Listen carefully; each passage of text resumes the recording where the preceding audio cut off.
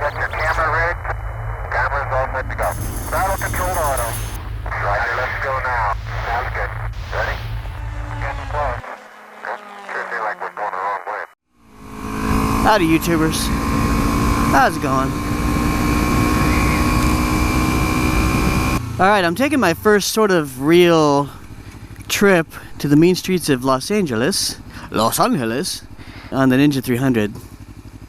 To date, I've sort of just been on easy, you know, back roads and little Disneyland streets, as it was put so nicely by Zone Television. Thank you. So now we're going to go to LA. We're going to try some streets that aren't so well kept up. And I'm going to flashtune.com. I'll put the URL up there. We're going there to get the ECU adjusted for the full exhaust. Flashtune.com does not have a Ninja 300 map yet. And that's where I come in. I'm going to help them do that. So that basically means I got to loan them the bike for a couple days. But I don't mind doing that. In exchange, I'll get it free, of course, which only makes sense. I mean, who would give up their bike for that long without something in return? So, wow, it's weird. You know, sometimes my old muscle memory kicks in and I feel like I'm on my Gixxer still. And I move my legs like I'm on my Gixxer. Is that weird? Like right now, I feel like I'm on my Gixxer, the way I'm turning it. Because I've taken that turn so many times on my Gix. Okay, so now on the freeway, got my earplugs in. Makes freeway riding bearable. And we're going to really test these mirrors, because the freeway is where the mirrors really count, because you're doing a lot of lane changes and you got to know where you are in space.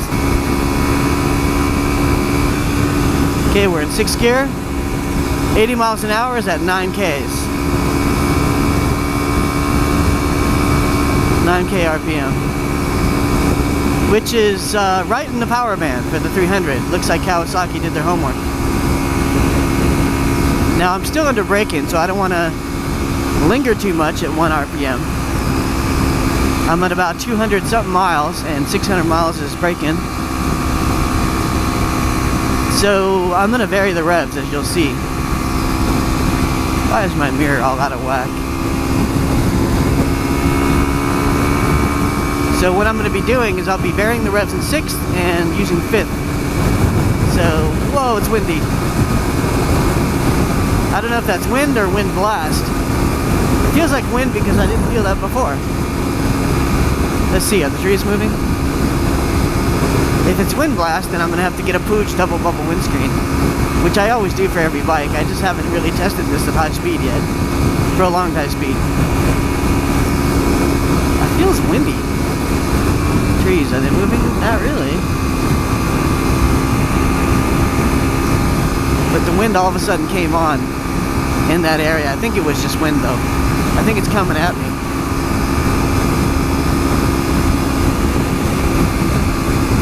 I think the engine's probably already broken in because, you know, I've given it some really good riding up till this point with variable revs.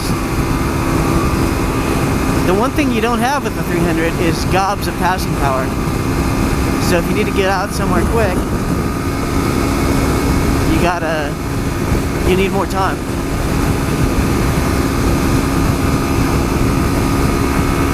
Has no trouble keeping up on the freeway though. 80 is really the reasonable speed you want to hit. You don't want to just plan for 65 because nobody goes 65 in California. Not in free-flowing traffic.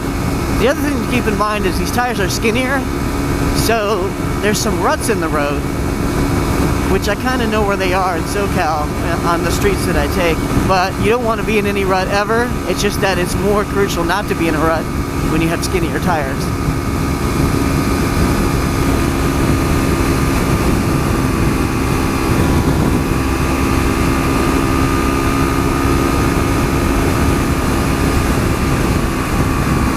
Wearing my black leathers today because I got a backpack on.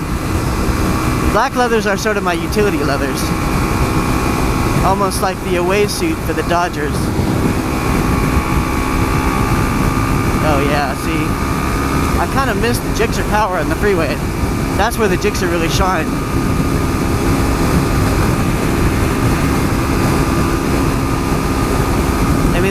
comfortable, but you get a lot more wind blast and you don't have the power.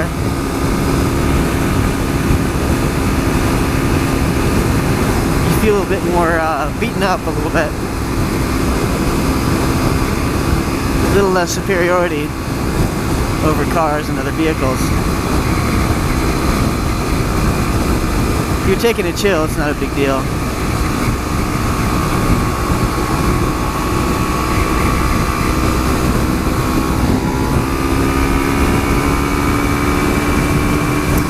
See, this is another reason to have good tires. Good tires benefit you at every stage of the game. Every stage. It doesn't matter what you're doing. You want to have the best tires you can possibly afford. You know, tires only get so expensive. On a Ninja 300, they're not that expensive compared to, say, 6 or 750 or a liter bike. So get good tires. They help you everywhere. Freeway, city, canyon. That's my philosophy, and I'm sticking to it. Okay, I'm varying the revs a bit, so I'm going to let this slow traffic slow me down.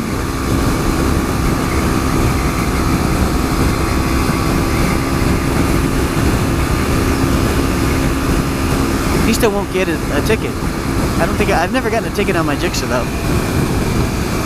Some of that might just be dumb luck. But you know, I don't really speed on the freeway. Straight line speeding doesn't appeal to me so much anymore. Not like when I was younger and I was just experiencing it for the first time. You know, there's always those times when you're gonna go apeshit on the throttle just for fun. But I don't do that like I used to.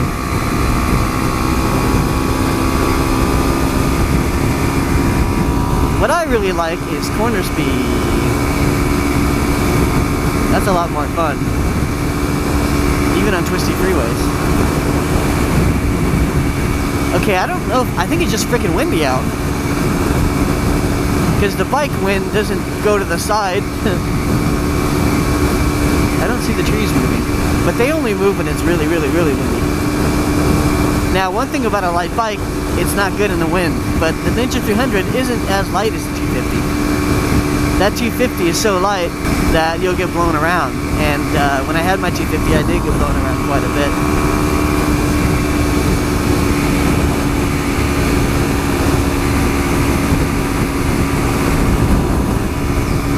But the 300 has no trouble on the freeway. So I'm going down to flashtune.com and they're gonna have my bike for a couple days. Now I'm gonna confess something to you guys. Part of me wishes I had gotten the CBR500R. Yes, I know, groans, tears, whatever you want to do. I like to be an open book with you guys. And yes, I am having a little bit of regret for not getting that bike or looking more seriously into it. You know, I was thinking inexpensive, I was thinking stopgap, I was thinking a bike between super sports. So I wasn't really considering a longer term bike that's cheap. I wasn't even thinking like that. And I am now. I'm thinking, well geez, what would a 500R be like? I've never ridden one, so maybe that's why it's not really on my radar, like the Ninja 300. But I have seen Riding with Tom ride one, and I've seen other reviews. And I'm thinking maybe I should have looked more closely. Now what I might do, since the 300 is still in demand, and the white is in demand, I may sell this with all the mods that I put on it at a good price and pay it off and then just get a 500R in white. I also don't like the white on this bike. I didn't know that it was this kind of white until I saw it in person. I saw how blue it was. So I could paint it at a relatively cheap price. Look, I could also just get a 500R while the bike's still new and valuable, or retaining whatever value it has for a used bike.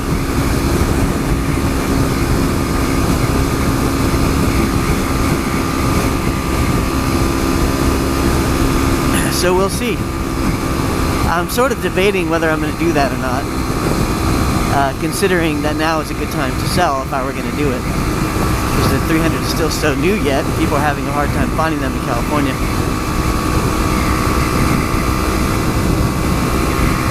And one of the reasons is the power. I just like having that power, although I don't need all of it. Another reason is the color. Another reason is the clip-ons. I'd like lower clip-ons that are better for turning, and slightly fatter tires for the freeway and the messed up roads in Los Angeles. I think the 500 would be better for that because it comes with a 160 millimeter rear tire as opposed to 140. It won't handle quite as well, but I don't think I need all that crazy handling for the way I ride. I tend to be a sweeper rider, smooth rider, and I tend not to be good at those super fast switchbacks, and I don't even think I need a small bike for that. So it's like Goldilocks trying to find the comfort zone. I do love that 300 though, I love it, but I think the 500 would be better. What do you guys think?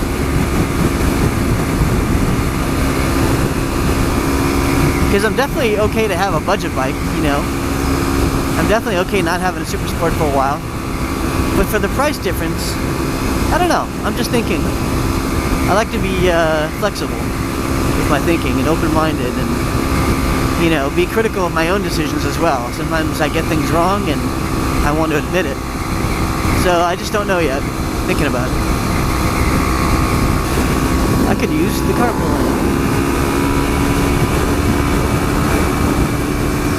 You know, the suspension on the 300 is quite nice for pretty much everything. Freeway, whatever. It's quite compliant. And yet, not too soft. Not for 150-pound me, though. I'm only 150 pounds. If you weigh more, you may have a different experience. You will likely have a different experience. And I have a feeling this bike is probably set up for someone of my weight because they're probably assuming younger riders, smaller riders, etc., female riders. So being short and light can sometimes have its advantages when you ride Japanese bikes. A lot of times everything's set up really nicely for you right out of the box or the crate.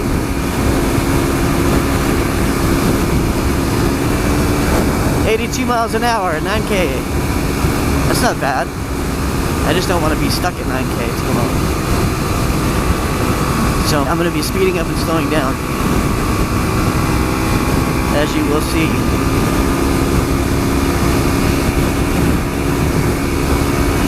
Now this section is really bumpy, so you probably see that in my camera. Let's see how she does when I open her up.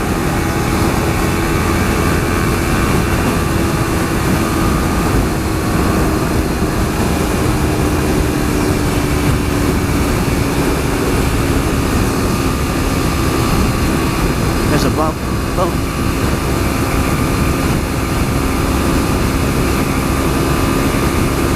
Yeah, I mean, she'll go.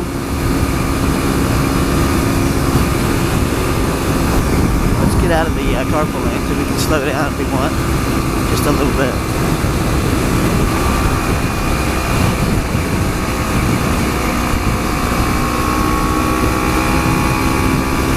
God damn, it's fucking bumpy. I think the suspension is making that worse. It's almost hard to see.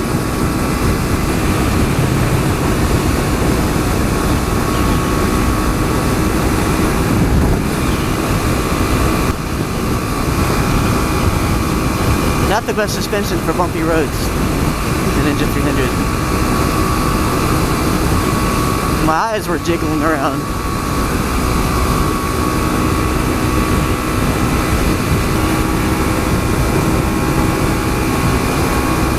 Well, according to this bike, I'm riding economically. You see the little tri-shape eco symbol there on the left? Right there, up. Eco. I am riding economically. Good to know, good to know. Yeah, for a second there, my suspension was just going apeshit. It was like bop, bop, bop, bop, bop, bop, bop, bop, bop. It's like a torture track. That's one reason why having a small bike sucks ballsack if you're riding on the 405 every day. You know, the stock suspension is kind of soft. You know, you need a bike with good suspension for these crazy mean streets of Los Angeles. It helps anyway. Something where the suspension is going to recover quickly, you know? Good compression damping and rebound.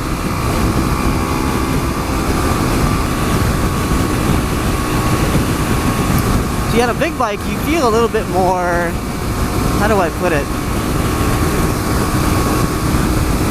The road imperfections don't really upset you as much because of those big wheels, those big tires. So everything feels a lot smoother. On a little bike you feel everything, which makes canyons awesome. Maybe it's just something to get used to. You know, every bike's gonna have its specialty. That's why I'm thinking the 500R is a better all-around budget bike for both freeway and canyon, and inexpensive, you know, bang for the buck. We'll see. Either way, if I stick with this, you'll benefit, because I'll show you everything that I'm going to do to it. And if I go with the 500, you'll also benefit. Now, at lower speeds, the 300 starts to feel pretty good. City riding, it's awesome. Canyon riding's great. There's another small bike. What is that? Can't tell. Looks like almost looks like a Z1000.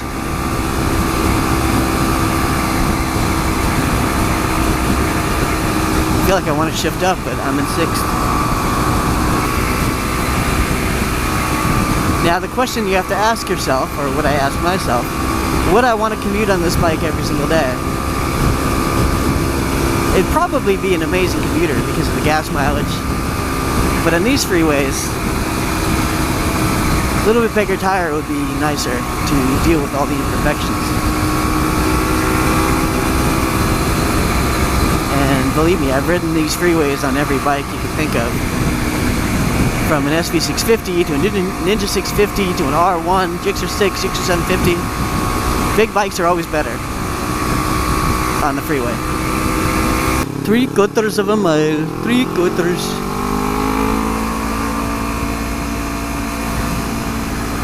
This thing splits with no problem. So narrow. Okay, I'll get over.